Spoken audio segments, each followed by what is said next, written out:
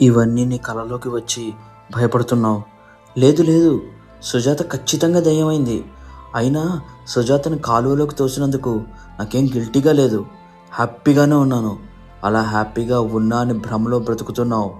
సుజాత ఎప్పుడో తన పగ తీర్చుకుంది. ఇలా ఇప్పుడు నువ్వు భయం వల్లే కదా పూర్వజన్మలో నువ్వు ఉరివేసుకు చనిపోయావు. నువ్వు చేసింది తప్పు అని నువ్వు తెలుసుకునేదాకా సుజాత నేను వదలదు. కొంచెం సేపటికి నాకు మెలకువ వచ్చింది. నా పేరు అడిగారు. స్వప్న అని చెప్పాను. సూర్యతో మాట్లాడాలని డాక్టర్ చెప్పారు. ప్లీజ్ డాక్టర్, నా ముందే చెప్పండి, నాకు చాలా టెన్షన్గా ఉంది. నేను ట్రాన్స్లోకి వెళ్ళాక మాట్లాడిందంతా వినిపించారు. మిస్సెస్ స్వప్న, ఇలా చాలామంది పేషెంట్స్ని నేను హ్యాండిల్ చేశాను. ఆ ట్రామా నుండి వాళ్ళని బయటపడేశాను.